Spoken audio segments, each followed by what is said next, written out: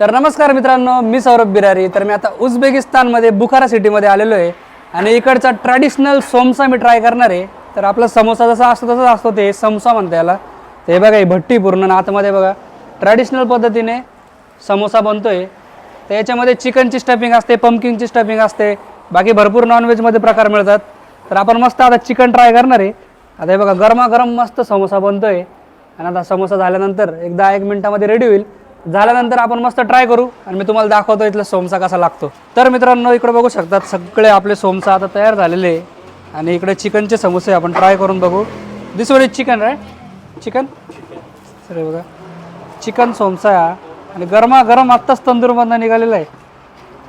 हे बघा, मस्त वातावरण 7 डिग्री आहे आणि त्याच्यामध्ये गरमागरम चिकन समोसा. वाफा निघताय डायरेक्ट.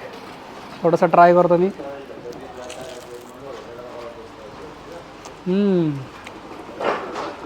एकदम ज्युसी आहे चिकन, बघा किती ज्युसी. तर एकच नंबर टेस्ट आहे याची, 1 नंबर लागतोय समोसा. तर कधी तुम्ही उझबेकिस्तानला आले तर इथला समोसा आणि पुलाव नक्की ट्राय करा.